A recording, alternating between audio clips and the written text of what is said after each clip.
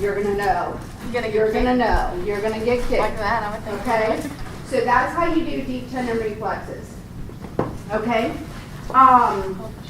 So let's keep going on our case scenario because I have so much I want to share with y'all. She's on the fetal monitor. Fetal heart tones are in the upper left. I think we've gone through that. I think y'all got it. That has to do with fetal position. She wants to know what's going on and what should be expected. What do you reply? We're going to kind of go through some of this. She asked you if they can turn. Okay, because obviously that fetal position was breached. She asked if they can turn the baby or if she's going to have a C-section. Again, if she's 8 centimeters, there's no turning. Okay? You're not turning a patient who's 8 centimeters. Very often, they will not do a breech delivery, but can it be done? Yes. Yes. And so there's a lot of risk factors to it.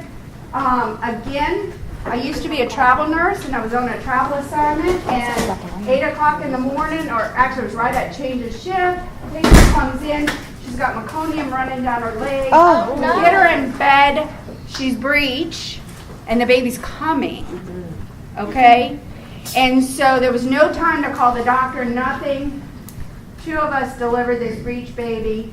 I just happened to be there. I was just kind of standing, just supporting, everything turned out great. She was like a gravida 5 and was told she was going to have a C-section, so she waited because she wasn't having a C-section, okay? So it's much easier to do those riskier deliveries with someone who you know can deliver vaginally. Because the problem is what is the largest part of the baby to deliver? Do you want that last? No. No.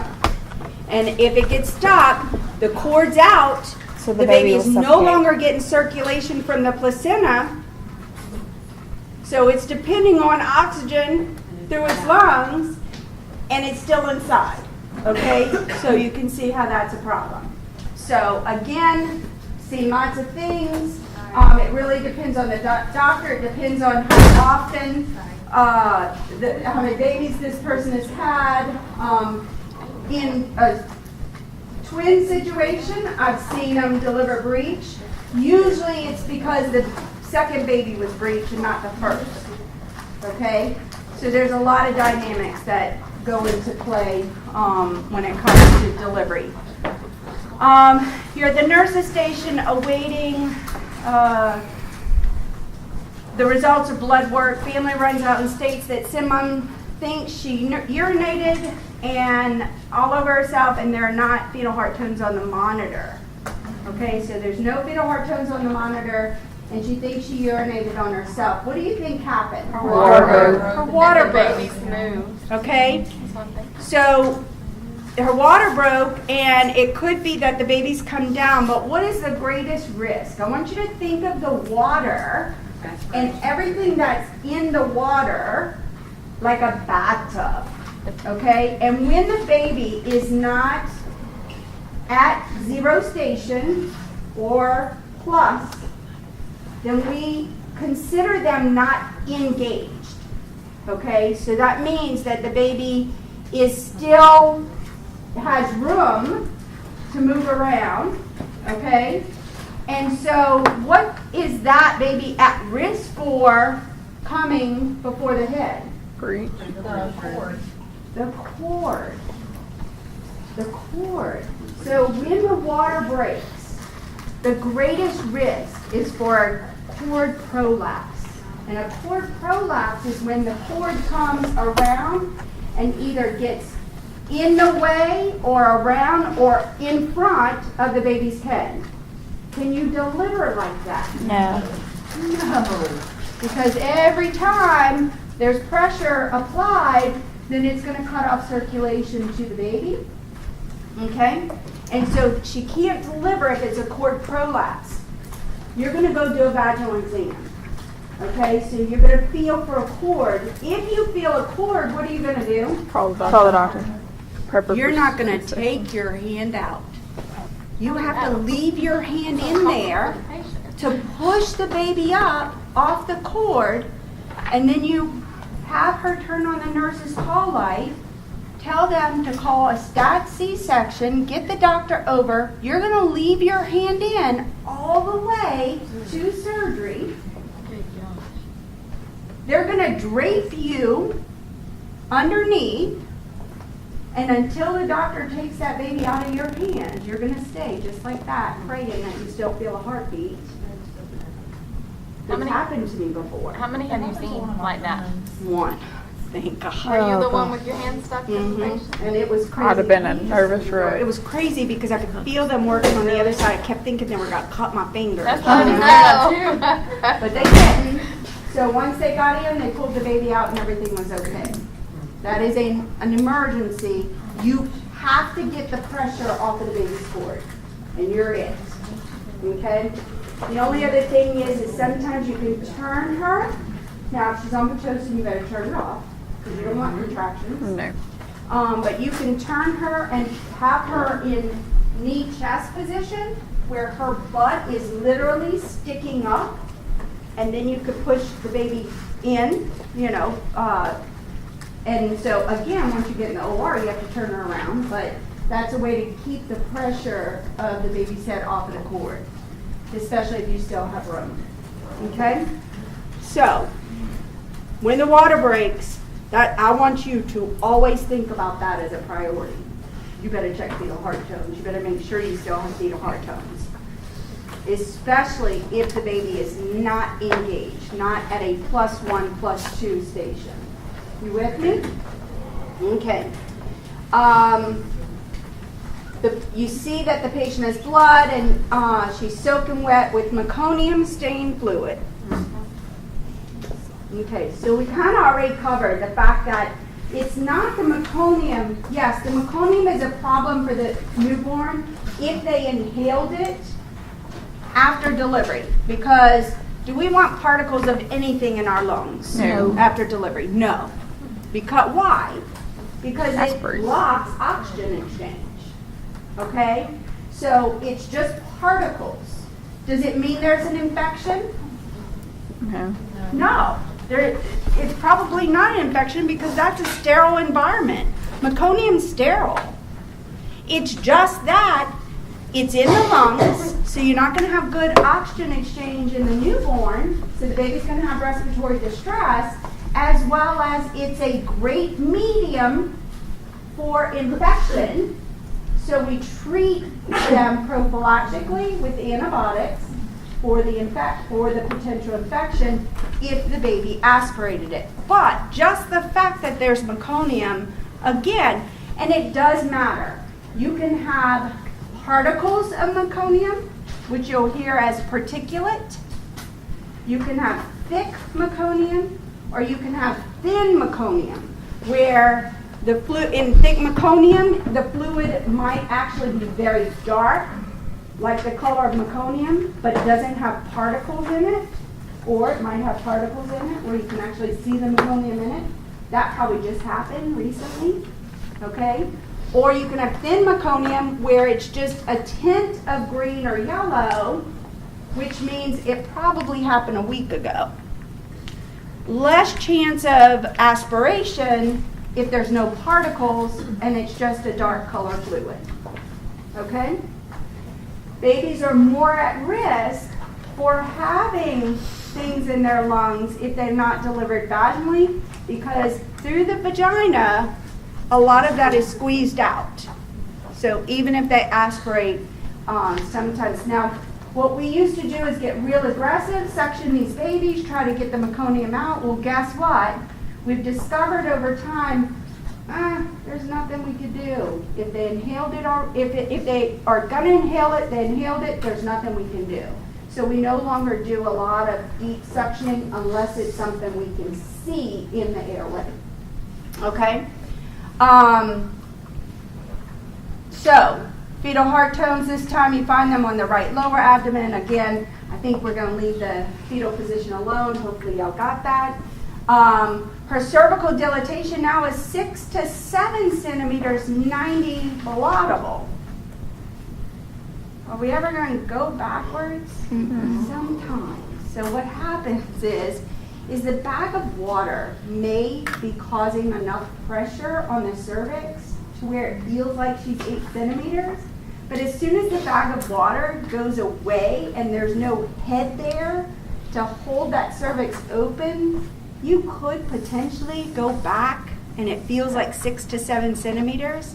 Don't you know your patient's gonna be really discouraged? Like, oh my God, I'm going backwards. But again, it was a change in status because we no longer have a presenting part because it's ballotable. We no longer have anything up against the cervix to dilate it. But again, we want to reassure that that's kind of normal to happen. Doesn't happen often. And we sure really don't want to tell our patients they went backwards because that's very discouraging, especially until you get her epidural. Wait till you get her epidural to tell her she's only 6 to 7, okay? So now she's shaking and she feels like she can't cope anymore and she pushed her mom away.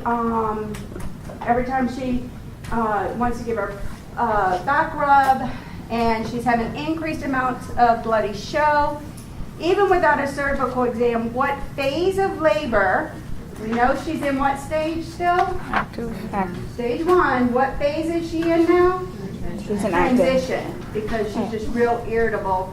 Of course, I know the 6 to 7 is probably a little confusing because I said 6 to 7, but if she's 8 centimeters, obviously you'd know she's in transition, okay? But just from her attitude, you can tell.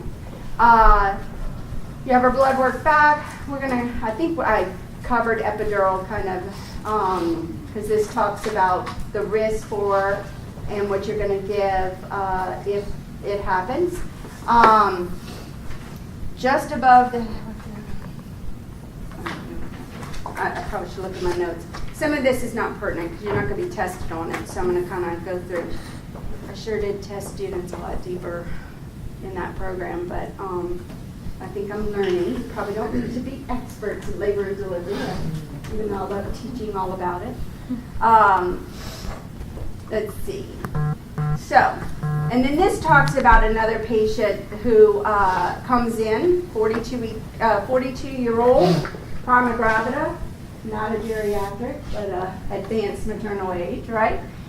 With severe preeclampsia, she's only 32 weeks and 1 day. Over the last 6 hours, her blood pressure has been that. Deep tender reflexes are 3+. Urine shows 2+ protein on the dipstick. What does she have? Preeclampsia, and it's severe because again, the more symptoms you have and the more the symptoms are, the worse it is. So in your physical assessment, again, you want to ask about, one of the other signs is epigastric pain. That's another sign of preeclampsia. Preeclampsia, we're going to go over a little later in more detail when it comes to cardiac, because that's where they have it. But how can you not talk about it in labor and delivery? But I'm not going to spend a whole lot of time anymore on this, just because I think we've gone through it. The difference between preeclampsia and pregnancy-induced hypertension is what? One's a symptom, and then the other is a syndrome. You have to have other signs of preeclampsia, okay? So pregnancy can cause hypertension, right? Just because of the change in the dynamics of it. But that doesn't make it preeclampsia without the other symptoms, okay?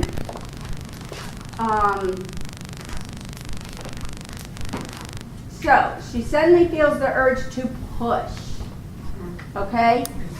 Now, if you ever have a patient who feels like they have to have a bowel movement, don't help them to the bathroom until you've done a vaginal exam, okay? Because that is usually a sign that the baby's head's there, because it really does feel like you have to have a bowel movement. She's completely dilated, vertex at +2 station. So what does that mean? She's 2 centimeters below the ischial spine. What should the nurse anticipate? Delivery.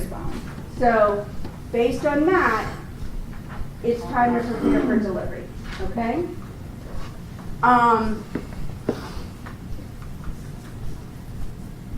We break the bed down. How long are we going to allow someone to push in active pushing before we decide that they're not progressing? Because I've had patients push, get all the way to that point, pushing, and then we end up having to do a C-section. It's usually about 4 hours. That's a long time. 4 hours of pushing? 4 I hours. would be discouraged myself. Right. Lord. It took me an hour with my first. Right. Second Remember, one, first three minutes about. babies take a lot longer Yeah. to go through the entire labor process and pushing as second babies. If you have a mom 4+. who is her 5th pregnancy and she's been pushing for 3 My mom hours, like sneezed. it's a problem. Okay? It's either a position problem, because we know she's capable. If she's delivered vaginally, we know she's capable. Or it's a passenger problem. Either the baby's too big or it's trying to come out the wrong way. Okay? It could be flexed. If it's flexed, it ain't coming. Okay? So, it doesn't guarantee anything. So the baby's beginning to crown. The doctor asked you for fundal pressure. Has anybody heard of fundal pressure? It's where you push up here. Okay? It's where you actually push right here to help push the baby down. Don't ever do it. Don't ever do it. I'm not sure if you're going to see it because I still have seen it in practice. It was something we always did in labor and delivery, is fundal pressure, even to the point where I've gotten on a patient with someone on the other side and done this and pushed down. I did. They do that to me. I know, I think about it now. This is the thing, is you're pushing They do that to without, me. I When I was know. pushing my baby, they're like, let me help you. And I'm like, that hurt. Don't do it anymore, okay? The only time you can do fundal was pressure is crying. in a C-section, because all you're doing is pushing it through skin, or when the baby's head is already crowning, okay? You can do it at crowning, like when the baby's head's coming out. And you can, but you should never do fundal pressure before that. What is the number one cause of cerebral palsy? In delivery. Number one cause of cerebral palsy ties back to your labor experience. I know. Number one cause.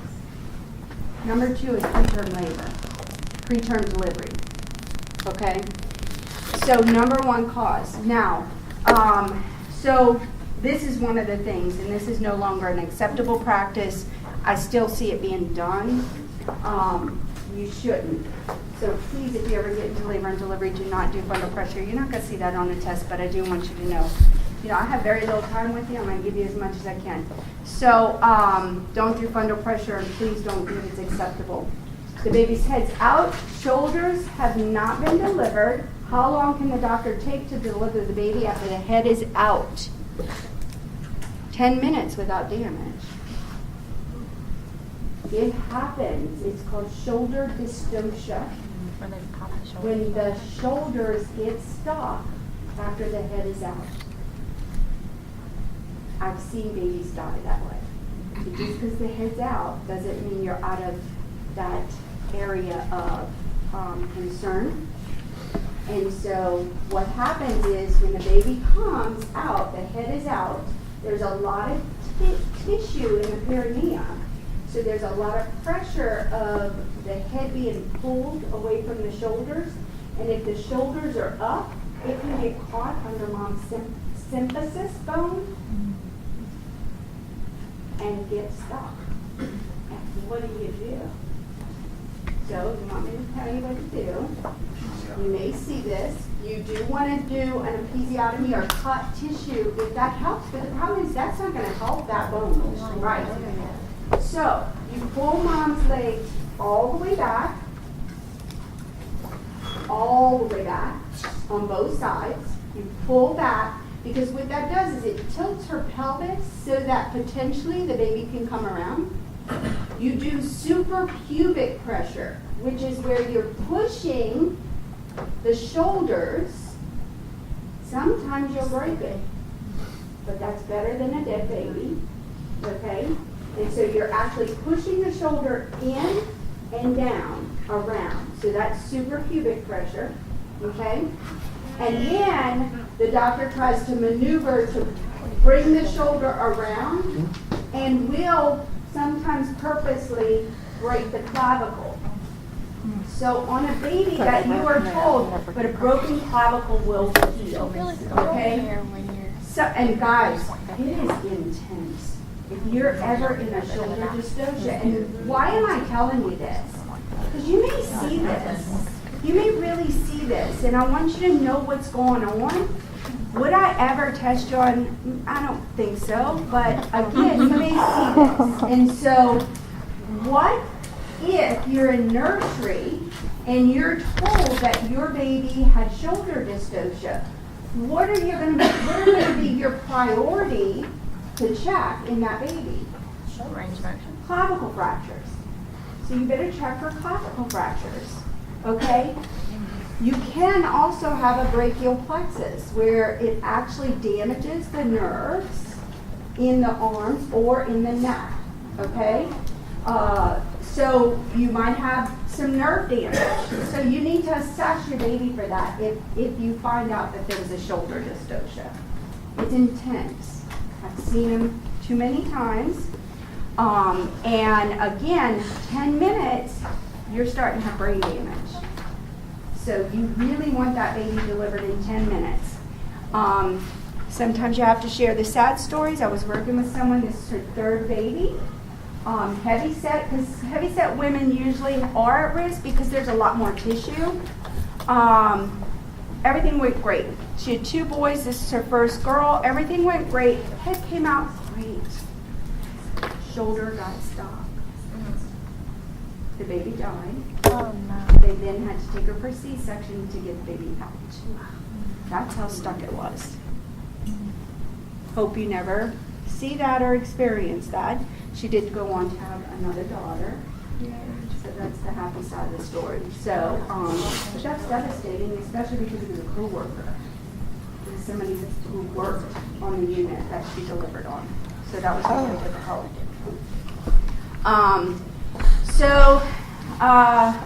Now let's talk about placenta delivery. When the placenta delivers, it delivers either a shiny Schultz or a dull side. The dull side is what is up against is attached. The shiny side is your amniotic sac. Okay? You want to check your placenta because you want to make sure it all came out. So you're making sure there's no missing lobes. So hopefully if you get to see a delivery, make sure that you ask to see the placenta. Okay? So again, remember that is the shiny side. It usually comes out where the shiny side is showing because it comes out the opposite of how it was inside. What stage is she in after she delivers the placenta? The last one. 4. Stage 4.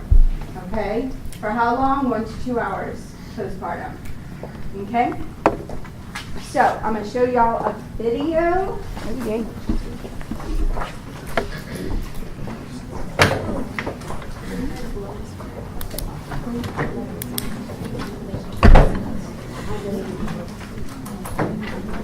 He's probably going to be like vaginal delivery or something. He doesn't want that out here. Hey, Dr. Bell. Is it true that if you have one C-section, all the rest of your kids will be C-sections? Hold on, why did you say it again? Once you have a C-section, you'll always have a C-section? That is a great question. You can have it. So, the rule is 5 that, years. Is it 5 years? no. The rule is that after C-section, the question was, is it always that once you have a C-section, always a C-section? It's very high risk to do what we call a VBAC, vaginal birth after cesarean section, okay? Very high risk. So, who would be a candidate? It would be somebody who definitely you knew could deliver. And you can attempt a VBAC after one C-section. Never if you've had 2 C-sections. Now, you can attempt a C-section if you find a doctor who will agree to it, because the rule is, the standard of care is that if you're in labor, the doctor has to be on the site. So you think you're going to find a doctor who's willing to sit there through your labor? No. Not very likely, but there are still some out there. I've heard Okay. of some being able to have vaginal, but I had a C-section and they told me I'd always have to have one. If you do your research and you've only had one and you really want to deliver vaginally, Not really. then you can probably find somebody. But it is high risk. I mean, it was just a theoretical question. I don't want to know. You don't really want that. I have no idea.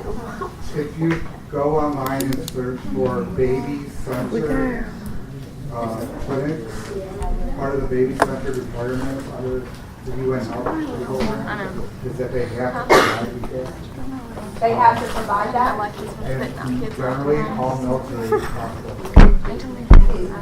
So, again, it depends. Like, the highest malpractice is labor and delivery. Highest. And some states no longer have obstetricians who will deliver in hospitals anymore.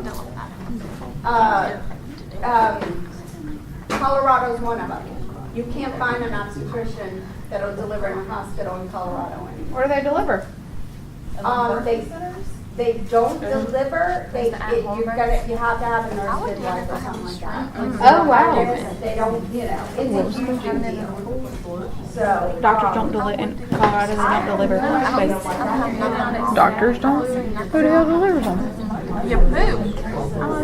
Me? Nurses. Now in Texas, you probably got to find somebody. They're pretty. So there's like no everything. They are, but they won't deliver. Too high volume, they say. That's dumb. For a doctor, good job. So they can do everything up to that point. That's stupid. Okay, I tell you what, we'll take lunch. Okay? 'Cause I need to figure out why.